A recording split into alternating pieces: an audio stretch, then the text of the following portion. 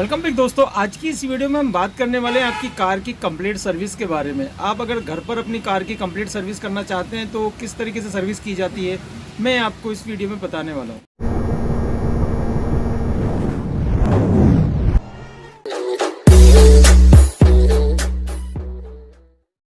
तो दोस्तों आज हम बात कर रहे हैं कंप्लीट इंजन सर्विस के बारे में गाड़ी के। तो सबसे पहले हमने इसका इंजन प्रोटेक्शन कवर हटा करके और ड्रेन नट को खोल लेना है। ड्रेन नट को खोलने के बाद इसका जो ऑयल है ऑयल रिप्लेस करने के लिए हमें यहाँ से इसके पुराने ऑयल को निकालना होता है। तो यहाँ हमने इसका ड्रेन नट खोल करके इसके ऑयल को निकाल लिया है और ऑयल निकल रहा है। तब तक हमें इसका जो फ़िल्टर है उस फ़िल्टर को भी थोड़ा लूज़ कर लेना है। तो क्योंकि ऑयल को निकलने में थोड़ा टाइम लगता है, तो जब तक ऑयल निकल रहा है ड्रेन हो रहा है तब तक हम इसके जो फ़िल्टर है उस फ़िल्टर को खोल लेते हैं, उसको थोड़ा लूज़ कर लेते हैं। जब ये फ़िल्टर लूज़ हो जाएगा तो उसके बाद ड्रेन पूरा कंप्लीट हो चुका होगा, तो वहाँ पर हम उसको भी खोल लेंगे। और खोलने के बाद जो इसका ड्रेन नट है उस ड्रेन नट को ड्रेन प्लग को वापस वहाँ लगा देंगे। ड्रेन प्लग को कंप्लीट लगा देने के बाद सही तरीके से टाइट कर देना होता है, क्योंकि यहाँ से अगर गर्म होने पर या इंजन ऑयल डालने के बाद लीक ना होगा तो हमारे इंजन को दिक्कत होगी। उसके बाद हमने फ़िल्टर को खोल लिया है और फ़िल्टर को हमने पहले ही लूज़ कर लिया था, तो यहाँ हमने इसको निकाल लिया है। तो दोस्तों फ़िल्टर को बाहर निकाल लेने के बाद अब जब यहाँ हम नया फ़िल्टर फिट करने वाले हैं तो नए फ़िल्टर को हम लेंगे और इसकी जो रिंग वाली लेयर है, जो फ़िल्टर की ऑयल सील रिंग लेयर है, इस रिंग लेयर के ऊपर थोड़ा सा लुब्रिकेशन ऑयल लगा देंगे ताकि ये यहाँ से ढीली ना हो या फिर घिसने के बाद थोड़ा आउट ना हो। तो यहाँ हमने इसको लगा दिया है और हाथ से बिल्कुल सही तरीके से मिला करके टाइट कर देंगे। उसके बाद इसका जो रिंच है उस रिंच से इसको टाइट कर देंगे। तो यहाँ हमने नीचे से एक स्टेप कंप्लीट कर लिया है और अब यहाँ हमने सब कुछ बाहर करने के बाद इसको साफ़ कर लेना है। और साफ़ कर लेने के बाद हम ऊपर इंजन की तरफ चलेंगे। यहाँ इंजन पर जो कि जहाँ से ऑयल फिल करना है, रिप्लेस करना है, वहाँ ऑयल की तरफ चलेंगे। यहाँ हमें जो डिप स्टिक है उस डिप स्टिक को बाहर निकाल लेना है और उसके बाद जो इसका फिलिंग पॉइंट है इंजन का ऑयल डालने का, वहाँ से हम इंजन को ऑयल फिल करने के लिए तैयार कर देंगे। यहाँ हमें एक शीट लगा देनी है और जो एक लिमिटेड ऑयल का पैक होता है, जो कि इंजन के लिए हर कंपनी अपना लिमिटेड पैक बताती है, वहाँ से हम उसको पैक ले लेंगे और पैक लेने के बाद वहाँ उसमें इंजन ऑयल फिल करना शुरू कर देंगे। तो यहाँ हम इसको इंजन में फिल कर देंगे ऑयल को और पूरा जो एक लिमिटेड मात्रा होती है वो लिमिटेड मात्रा हम इसमें डाल देंगे। हमें यहाँ ब्रांडेड ऑयल ही काम में लेना होता है, क्योंकि अगर हम यहाँ कोई भी गलत या पुराना या फिर नकली ऑयल डालेंगे तो इंजन ख़राब हो सकता है। इस बात का हमेशा ध्यान रखना चाहिए। तो दोस्तों इंजन में कंप्लीट ऑयल डाल चुके हैं, तो अब यहाँ हमें डिप स्टिक को उसमें डाल करके और उसका लेवल गेज चेक कर लेना होता है। तो यहाँ हमने इसको डिप स्टिक डाल करके लेवल गेज चेक कर लिया है और इसको वापस डिप स्टिक को लगा देते हैं। इसके ऊपर जो इंजन के ऊपर ऑयल की है कैप, उस कैप को भी लगा देंगे। लगा देने के बाद अब हमें एक काम करना है कि इंजन को स्टार्ट करना होता है और इंजन को स्टार्ट करने के बाद इंजन की साउंड और इंजन के नीचे की तरफ जहाँ से हमने ऑयल को ड्रेन किया था वहाँ भी चेक कर लेना कहीं से कोई लीकेज तो नहीं है। तो ये हमारा एक स्टेप कंप्लीट हुआ है। सेकंड स्टेप हमारा होता है एयर फ़िल्टर के बारे में।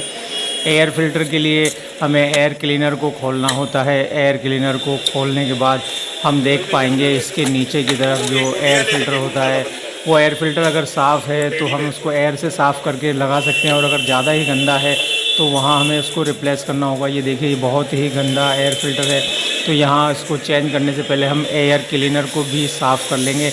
इसके अंदर जो डस्ट वगैरह है उसको बिल्कुल सही तरीके से साफ़ करने के बाद हम इसमें एक नया एयर फ़िल्टर फिट कर देंगे। तो यहाँ हमें नया एयर फ़िल्टर ले लिया है और इसको लेने के बाद हम इसको यहाँ नीचे भी फ़िट कर सकते हैं और इसके ऊपर जो कवर लगा है उसमें भी फ़िट कर सकते हैं। जहाँ भी इसको सही तरीके से सेट कर सकते हैं वहाँ इसको फ़िट कर देंगे। तो दोस्तों इसका दूसरा स्टेप एयर क्लीनर था, जो कि हमने यहाँ इसमें चेंज कर लिया है। इसको सही तरीके से फिट करने के बाद इसके तमाम जो लॉक हैं उन लॉक को भी सेट कर देंगे और लॉक को सेट करने के बाद हमने ये दूसरा स्टेप कंप्लीट कर लिया है।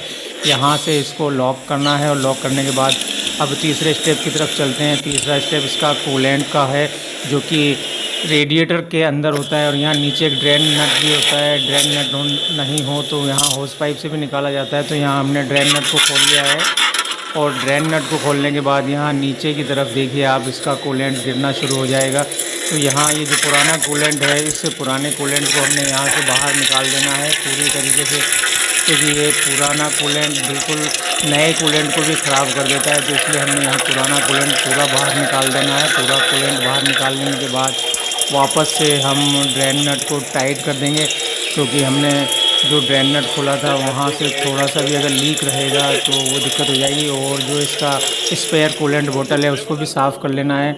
यहाँ हमने इसके ड्रेन नट को बिल्कुल टाइट कर देना है और टाइट करने के बाद अब हम इसमें 2 लीटर कम से कम कूलेंट इसमें फ़िल करेंगे। कूलेंट को बहुत ही धीरे धीरे फ़िल करना होता है, क्योंकि अगर हम इसको तेज़ी से फ़िल करेंगे तो यहाँ से एक बार एयर बबल बन जाएगा और एयर बबल बनने के बाद इस तरीके से बाहर की तरफ आ जाता है।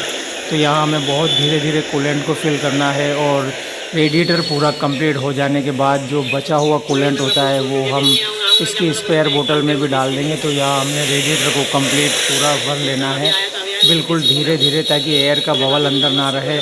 और इस तरीके से कंप्लीट कर देने के बाद जो बचता है उस कूलेंट को हम जो इसका स्पेयर बोतल है उस स्पेयर बोतल में भी फिल कर देंगे। यहाँ स्पेयर बोतल पे निशान लगे हुए होते हैं मिनिमम और मैक्सिमम, तो हमें इसको मैक्सिमम तक भर देना होता है।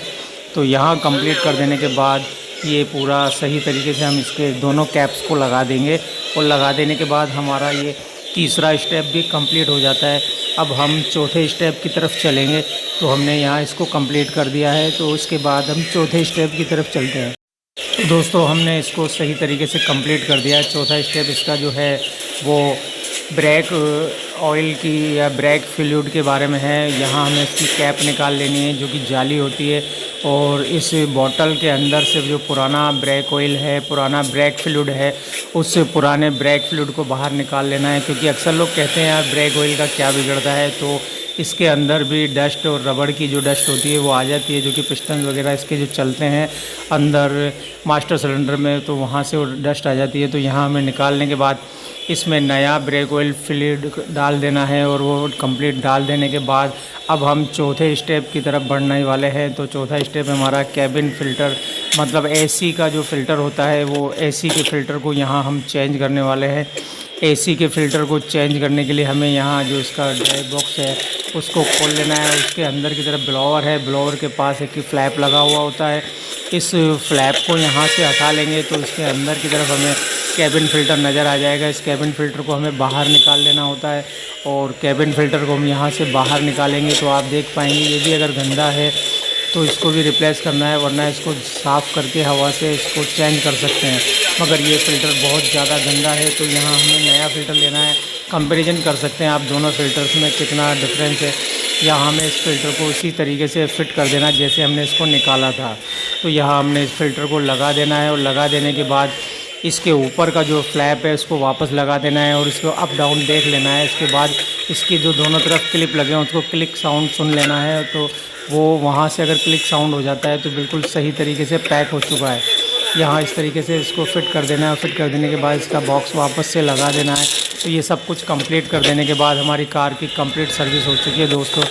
तो नेक्स्ट टाइम अगर आपको ऐसी वीडियो देखनी है तो हमारे RDM प्रोडक्शन को सब्सक्राइब कर लें।